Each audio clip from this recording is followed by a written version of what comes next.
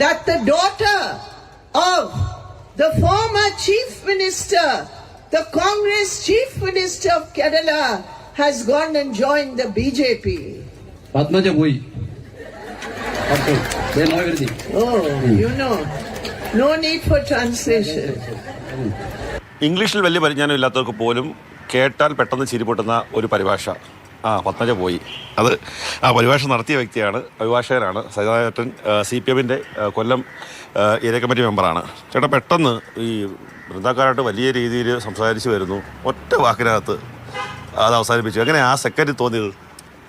അത് വൃന്ദാക്കാരാട്ടിൻ്റെ പരിഭാഷയ്ക്ക് മാത്രമേ അത്തരത്തിലുള്ള ഇടപെടൽ നമുക്ക് നടത്താൻ പറ്റൂ. കാരണം വൃന്ദാക്കാരാട്ട് അത്തരത്തിലാണ് പരിഭാഷകന് നൽകുന്ന സ്വാതന്ത്ര്യം. അവരുണ്ടാക്കുന്നൊരു വൈബുണ്ട്, അത് മറ്റ് ഒരു നേതാവിനും ഉണ്ടാക്കാൻ കഴിയില്ല. അവർ പറഞ്ഞു വെച്ചാൽ in the morning today I learned that the daughter of former chief minister of Kerala has gone and join in BJP.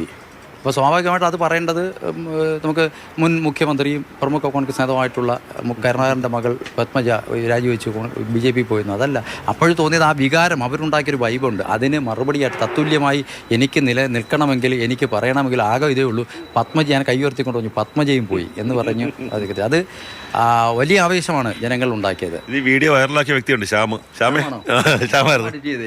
ഞാൻ എഡിറ്റ് ചെയ്തത്. ഇത് നമുക്കൊരു സത്യം പറഞ്ഞാൽ ഞങ്ങളൊരു ഫണ്ണി വീഡിയോ ആയിട്ട് ചെയ്ത ഉദ്ദേശിച്ചതല്ല. ഒരു പൊളിറ്റിക്കലായിട്ട് നമ്മളൊരു രാഷ്ട്രീയപരമായിട്ടൊരു വീഡിയോ ചെയ്യാൻ വേണ്ടി ഉദ്ദേശിച്ചാണ്.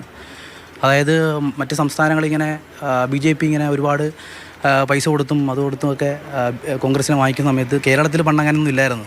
ഇപ്പം കേരളത്തിലും അത് വന്നു തുടങ്ങി. അപ്പോൾ അതിൻ്റെ ഇതുമായിട്ട് ബന്ധപ്പെട്ട് ഞങ്ങളൊരു വീഡിയോ ഇറക്കി. ഒരു ഫുൾ വീഡിയോ ഉണ്ടായിരുന്നു. അതിനകത്ത് അവസാനം ഇങ്ങനെ ഓരോരുത്തരിങ്ങനെ പോകുന്ന വീഡിയോ ഉണ്ടായിരുന്നു. അതെല്ലാം വെച്ച് ഞങ്ങളൊരു വീഡിയോ ഉണ്ടാക്കിയിട്ട് ഹിറ്റായത്. അതാ ഹിറ്റായത്. അതാണ് ആൾക്കാർ കണ്ടെന്ന് പറഞ്ഞു. ഒരുപാട് പേര് റെസ്പോണ്ട് ചെയ്തിരുന്നു.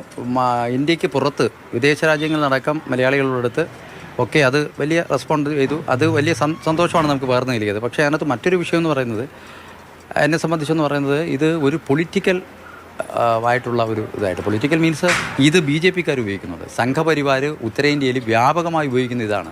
കോൺഗ്രസിൽ നിന്ന് പ്രമുഖയായ ഒരു നേതാവിനെ ഞങ്ങൾക്ക് കൊണ്ടുവരാൻ കഴിഞ്ഞു. കേരളത്തിൽ പോലും കോൺഗ്രസിൻ്റെ നിന്ന് കുത്തൊഴുക്ക് തുടങ്ങിക്കരിക്കുന്നു എന്ന് സ്ഥാപിക്കാൻ അവർ ഉപയോഗിച്ചു എന്നുള്ളതാണ്. അതിൽ എൻ്റെ തർജ്ജമയ്ക്ക് അതിനകത്തൊരു രാഷ്ട്രീയ മാനങ്ങളുണ്ടെന്നാണ് കാണുന്നത്. കോയി എന്ന് പറയുമ്പോൾ പത്മജയുടെ രാഷ്ട്രീയ ജീവിതത്തിൻ്റെയും കൂടെ അന്ത്യമാണ്.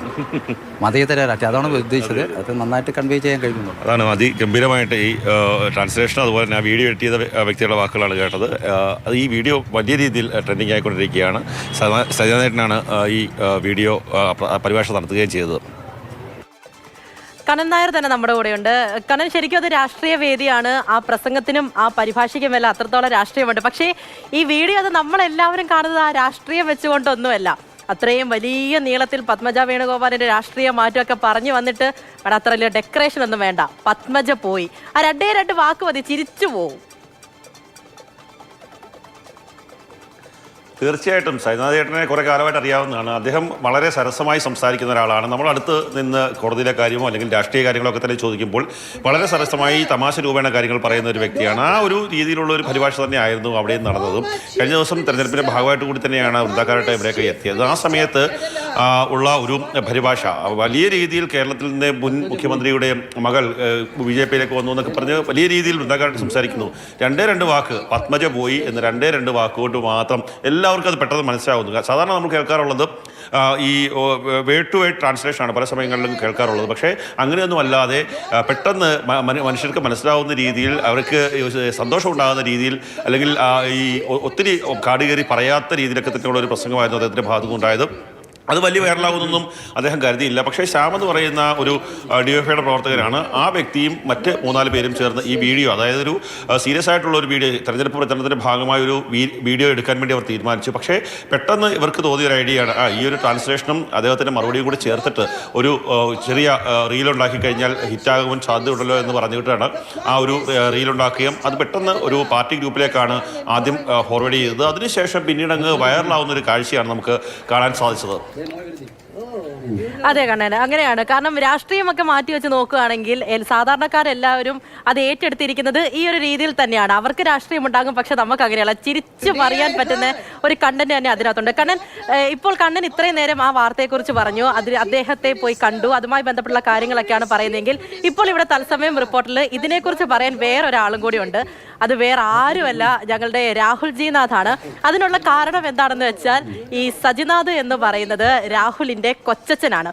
രാഹുലെ, പലപ്പോഴും ഞാൻ ഇങ്ങനെ ചിന്തിക്കാറുണ്ട്, ഈ രാഹുൽ നമ്മുടെ ഡെസ്കിലൊക്കെ ഇരിക്കുമ്പോൾ അല്ലെങ്കിൽ വാർത്തയുടെ കാര്യത്തിലായാലും എന്ത് സീരിയസ് കാര്യത്തിലാണെങ്കിലും നമ്മളൊക്കെ ഇങ്ങനെ ടെൻഷൻ അടിച്ചിരിക്കുമ്പോൾ അല്ലെങ്കിൽ കൂളായിട്ടിരിക്കുമ്പോൾ വന്ന് ഇടയ്ക്കിടയ്ക്ക് കൗണ്ടറുകൾ അടിക്കാറുണ്ട്. അങ്ങനെ ഒരാളാണ്. നിങ്ങൾ ഈ റിപ്പോർട്ട് ചെയ്യുന്ന രാഹുലിനെ മാത്രമല്ലേ കണ്ടിട്ടുള്ളൂ. ഡെസ്കിൽ ആള് വാപ്പാട് തമാശയാണ്, ഇടയ്ക്കിടയ്ക്ക് വന്ന് കൗണ്ടർ അടിക്കുക, നമ്മളൊക്കെ ചിരിപ്പിക്കുന്ന ഒരാൾ കൂടിയാണ്. ഇപ്പോഴാണ് അതിന്റെ കാര്യം മനസ്സിലായത്. പാരമ്പര്യമാണല്ലേ? ജീനിൽ ഈ സാധനം ഉണ്ടെന്നാണ് എനിക്ക് തോന്നുന്നത്. ഈ പൂജ പറഞ്ഞപ്പോൾ ഞാൻ ശ്രദ്ധിച്ചു കേട്ടോ. ചിലപ്പോൾ സത്യമായിരിക്കും. ഈ പറഞ്ഞ പോലെ നാട്ടിലിപ്പോൾ വൈറൽ അഭിഭാഷകനും ഈ പറഞ്ഞ പോലെ വൈറൽ പരിഭാഷകനും ഒക്കെ ആണെങ്കിൽ എനിക്ക് വൈറൽ കൊച്ചച്ഛനാണ്.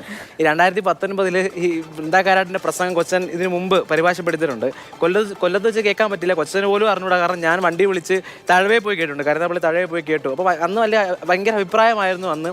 ഇന്ന് അതേ പശ്ചാത്തലത്തിൽ അതേ വ്യക്തികൾ നിൽക്കുമ്പോൾ കൊച്ചൻ പറയുന്ന ഒരു കാര്യം ചർച്ച ചെയ്യുമ്പോൾ ഭയങ്കര രസമായിട്ട് തോന്നുന്നുണ്ട്. വാർത്താക്കാരെല്ലാം കണ്ണന്മാർ പറഞ്ഞു.